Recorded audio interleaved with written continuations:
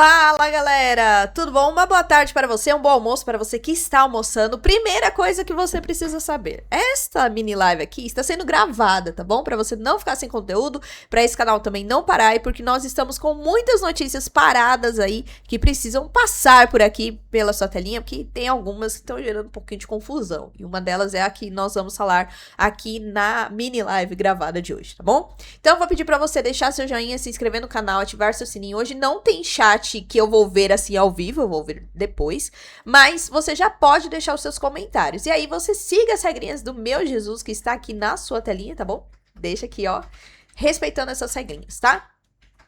Hoje, o que é que aconteceu aí? Nós já fizemos uma live trazendo as atualizações sobre aquilo que envolve a fraternidade sacerdotal São Pio X, né? Sobre as sagrações episcopais, ou seja, eles vão formar novos bispos. Porém, todavia, entretanto, eles não têm essa autorização de Roma. E aí, essa novela com a fraternidade que vem desde 1988, ela ganhou um novo capítulo, que é o pronunciamento do Papa Leão XIV, que é o que nós vamos ver aqui, tá bom? Mas antes, eu quero trazer aqui para vocês um breve resumo, tá? Para você que nem sabe o que é fraternidade, eu acho um pouco improvável, porque pelo menos na internet você já deve ter ouvido falar sobre eles. Muitos acabam ligando a fraternidade sacerdotal com a questão do rito tradicional, os tradicionalistas, os conservadores, enfim, né? Você já deve ter ouvido aí muitos rótulos em relação a isso, tá? Mas é um dos grupos que defendem a vivência maior da tradição e que contestam muitos pontos do Concílio Vaticano II. Então vamos fazer um breve, um resumo, tá? Na outra live eu deixei um pouco mais completo. Resumidamente, essa fraternidade, que é a Fraternidade São Pio X, ela nasceu com Dom Marcel Lefebvre, que você já deve ter ouvido falar, tá? Em 1988, houve aí as sagrações episcopais sem a autorização de Roma, ou seja, a ordenação, né? Novos bispos vieram por meio da fraternidade, só que sem autorização de Roma. E aí, o que aconteceu? Na época, São João Paulo II classificou isso como um ato cismático, e ali aconteceu, né, décadas depois, essa situação continuou irregular. Então, São João Paulo II trouxe ali a questão da excomunhão. São Bento XVI depois veio e retirou a excomunhão daqueles bispos que foram sagrados, ordenados, não de Dom Marcel Lefebvre. Aí também gera muita discussão na internet, porque se Roma tirou, também tirou de Dom Marcel Lefebvre. Mas tem umas outras questões aí também. Depois de toda essa situação, a situação ainda continua irregular. E aí, atualmente, agora, a fraternidade anunciou que vai ter novas sagrações em julho de 2026, né? O que eles colocaram aqui no site deles no dia 1º de julho de 2026, tá? Então, esse é um breve resumo aí. Uma coisa que a gente precisa deixar um pouco claro, tá? Sagrar um bispo, que é transformar um padre em um bispo, é um dos atos mais importantes da vida da igreja. Porque os bispos, eles são os sucessores, assim a igreja entende, né? Que são os sucessores dos apóstolos. Então, por que são importantes, né? Porque os bispos são aqueles que ordenam os padres, confirmam os fiéis, ajudam a governar a igreja ali, né? Naquele local específico. E aí, o que a igreja ensina? Que para você transformar um padre em um bispo, você precisa do que nós chamamos de mandato pontifício. Talvez você já tenha ouvido falar. Que é o quê?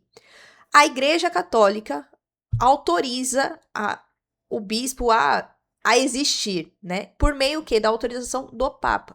Então, essa autorização que o Papa dá para tornar um padre um bispo é o mandato pontifício, tá? De forma bem simples, gente. Pra gente não se perder muito, porque tem muitos nomes específicos também em relação a isso. Um pequeno detalhe aqui, que é o que muita gente bate na tecla, nem sempre a igreja funcionou exatamente assim nos primeiros séculos. Mas em toda a história, né, da Igreja Católica, foi sempre centralizado esse processo para quê? Para evitar problema de cisma, interferência política, disputa de poder e grupos criando seus próprios bispos e aí muitos grupos geraram heresias. Então, o objetivo de, ao longo da história da Igreja Católica ter feito essa questão de, olha, um padre só pode se tornar bispo se a Santa Sé, se a Igreja Católica, se o Papa autorizar, exatamente para evitar esses tipos de problemas. Se a gente pegar a história da Igreja Católica, a gente vai ver que teve muita bagunça, por exemplo, no tempo medieval, que nós somos muito, muito criticados, pessoas que queriam fazer o que bem queriam com a igreja. Então, ter essa autorização do Papa significa que você, além de preservar a unidade, você preserva também e evita esses males que aconteceram no passado, tá? Por que eu tô falando isso? Isso é uma disciplina.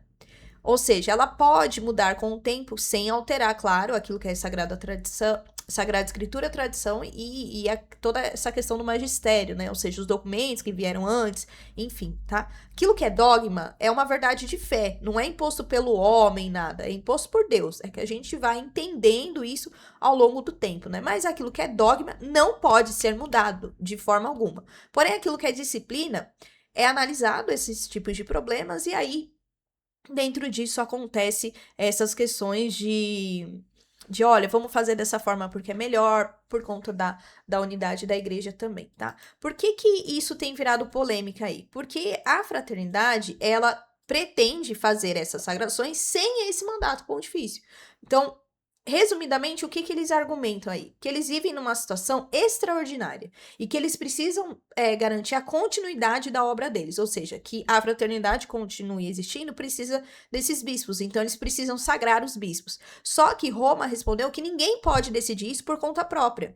Então, assim, só um exemplo, assim, tô na casa dos meus pais. Eu preciso fazer alguma coisa, senão a minha existência não vai acontecer dentro dessa casa, mas meus pais não me permitem. E aí, eles não me autorizam, o que eu faço? Eu vou lá e continuo fazendo. Eu estou o quê? Desobedecendo. O que diz o Código do Direito Canônico hoje, né? Com algumas alterações que tiveram. Lembrando, alterações é aquilo que não é dogma. Dogma não se altera, tá? O próprio Código do Direito Canônico prevê essa situação. Quem sagra um bispo sem autorização do Papa, e quem recebe essa sagração, ou seja, aquele que ordena um padre a ser bispo e aquele que está ordenando, ele incorre numa pena que é a chamada da famosa excomunhão laticintentias, e que significa automática, ou seja, é uma lei da igreja que entende que a pena decorre do próprio ato, ou seja, eu estou ali desobedecendo de forma permanente, né? Eu estou tendo essa consciência, porque para haver a excomunhão eu preciso ter essa consciência, essa insistência, enfim, né? Isso não significa que Roma desaparece da história, tá? Em alguns casos públicos, a Santa Sé normalmente se pronuncia para esclarecer aí essa situação. Então, teve muito esclarecimento, né, e o posicionamento por meio do Dicastério para a Doutrina da Fé. Que então a gente teve as manifestações por hoje, o cardeal Dom Victor Manuel Fernandes, que está aí à frente do Dicastério para a Doutrina para a Fé. Porém, o Papa Leão XIV, há uns 2 dias, ele se pronunciou sobre isso. Até então, ele não tinha falado nada, era sempre o dicastério que realmente cuida dessas questões, né? E aí o Papa não tinha falado nada, tanto que o encontro com a fraternidade foi com Dom Victor Manuel Fernandes, não foi diretamente com o Papa Leão XIV, tá? E aí a gente vai agora ouvir o que o Papa Leão XIV disse sobre isso. Até então, gente, eu tô fazendo um resumo e explicando para vocês, porque tem muita confusão aí, né? Mais uma vez, tem confusão e vai continuar tendo confusão até essas sagrações, e se elas acontecerem, né, realmente, tem gente que tá pedindo insistentemente que isso não aconteça, para não acontecer mais um cisma. Um cisma é o quê? É a divisão, como aconteceu com irmãos de igrejas orientais, como aconteceu também na época da Reforma Protestante, ou seja, todas essas divisões que aconteceram ao longo do tempo. E aí, óbvio, a igreja não quer que tenha esses cismas, né? Então, vamos ver aqui o que o Papa Leão XIV falou sobre isso, e depois eu vou ler a legenda pra gente saber aí mais profundamente sobre esse caso. Vamos lá. Noi abbiamo invitato, sto considerando ancora fare un altro appello a dire non fate questo, cerchiamo di vivere da comunione nella Chiesa, ma è la loro scelta, bisogna rendersi conto di ciò che significa per loro e per la Chiesa. Certamente la divisione fra i cristiani è sempre un punto doloroso, però loro rifiutano di accettare certi elementi fondamentali della Chiesa, cominciando con diversi punti del Concilio Vaticano II. E questo, se fanno quella scelta mi dispiace, però noi dobbiamo andare avanti. C'è almeno questo memorandum che... Bom, esse momento aí foi há uns 2 dias atrás, né? O Papa Leão XIV trouxe essa afirmação aí diante das perguntas dos jornalistas quando ele estava saindo aí do Castel Gandolfo, né? Gandolfo.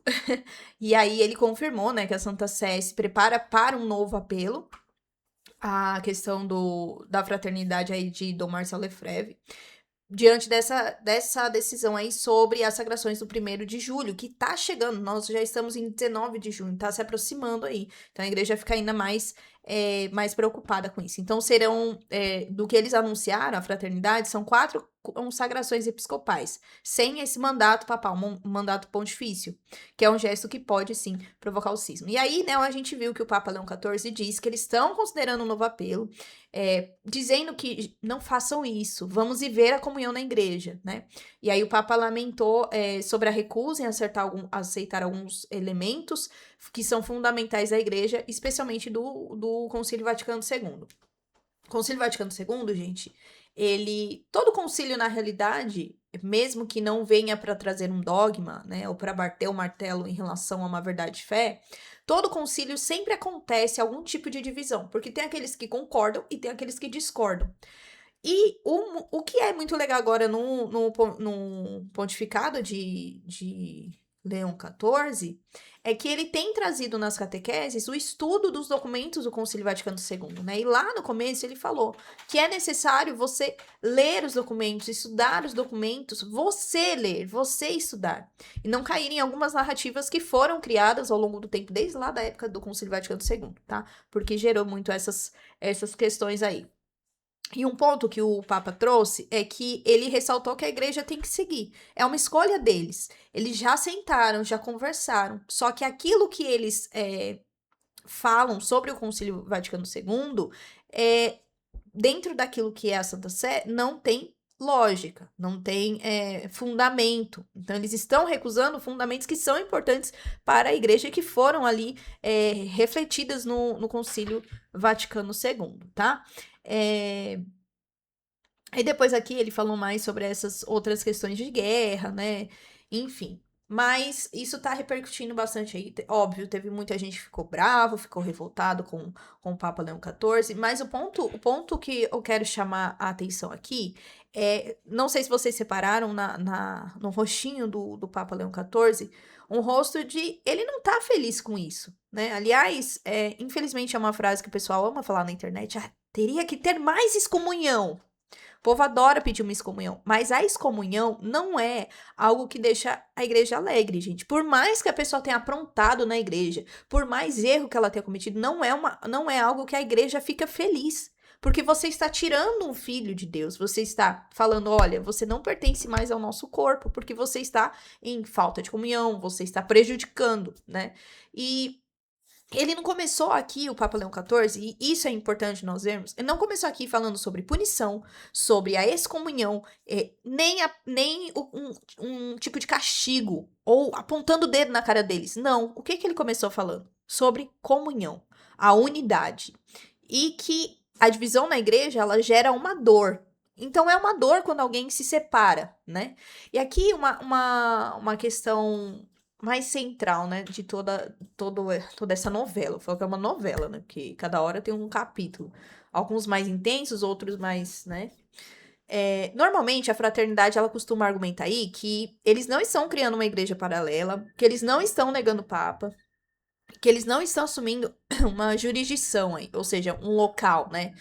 Porém, a Roma, Santa Sé, Igreja Católica, na pessoa do Papa e ali, né, em todo o corpo que envolve ele, de lideranças, enfim, o problema é que realizar essas sagrações é contra uma declaração explícita do Papa. Então, ok, você aceita o Papa, você não está criando uma igreja paralela, enfim, mas o Papa não autorizou você fazer isso. Então, se você está fazendo isso, você está desobedecendo. Então, a fraternidade acaba discutindo muito mais essa questão de jurisdição, de espaço, de local, né? E o Papa tá focando mais nessa questão de comunhão. Uma coisa que eu aprendi não só estudando esse tema, mas tantos outros temas, né? Mas essa discussão que tá mais aparente hoje em dia, é que essas questões de tradicionalistas, e quando eu falo os listas, são aqueles que são radicais, que vivem isso. Existem alguns que nem querem aceitar o Papa Leão XIV, o que foi Papa Francisco, Bento XVI, São João Paulo II, nenhum que veio depois do Concílio Vaticano II, né? Não aceitam. Tem aqueles que falam que não, eu aceito o Papa, eu aceito isso, mas... E aí o mais tem, tipo, um baita de um textão com todos os elementos de recusa, né? Mas isso não é só uma questão de liturgia ou missa antiga, que é muito o que foca nas discussões de internet, né? Sempre volta ao missal, né? O centro dessa discussão é que quem tem autoridade para decidir quando uma exceção à regra é legítima?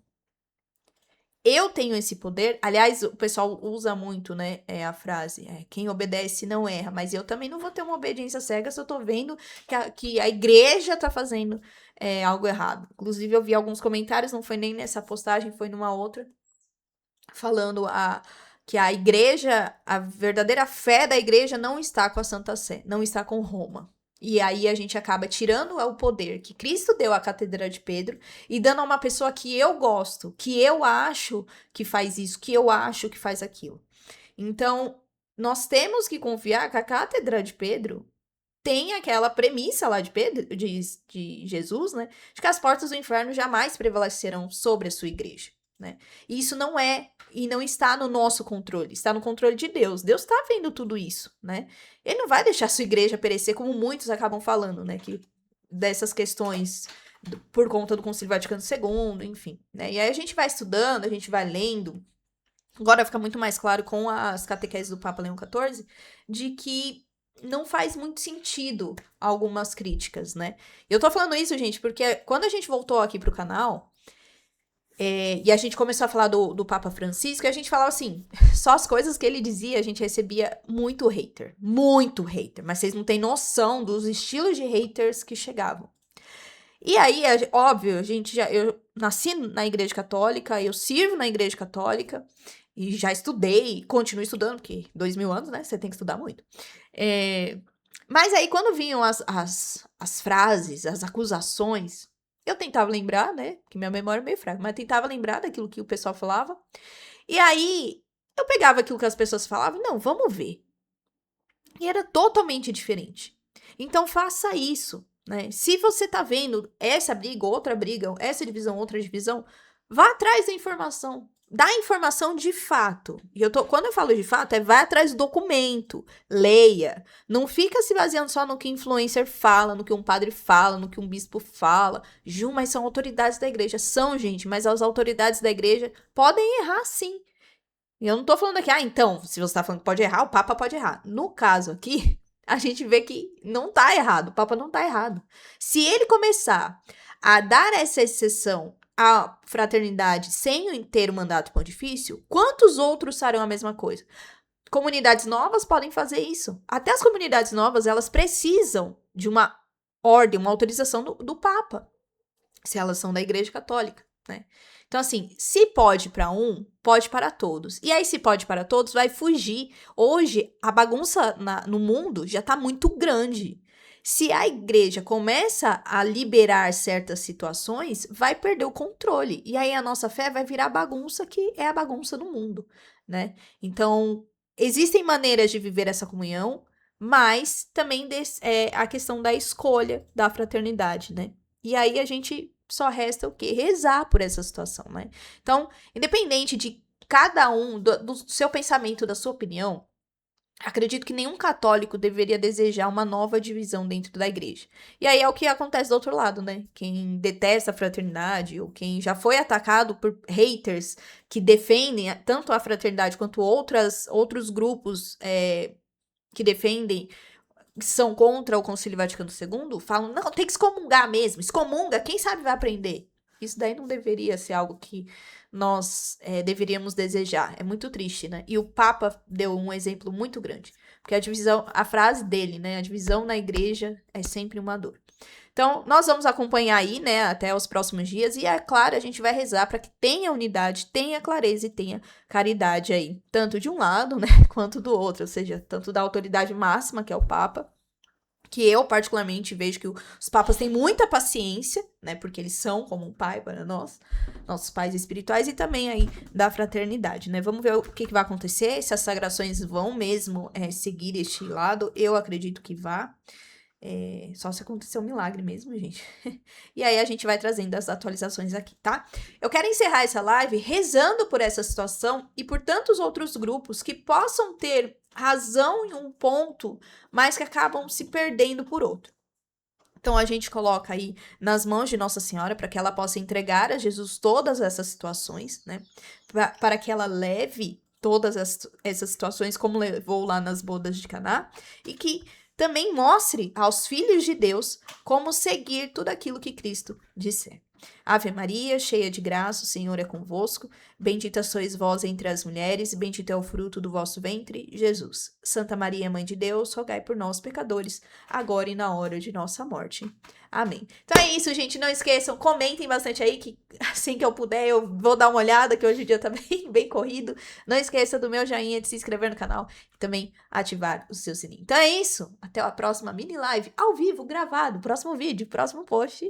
Tchau!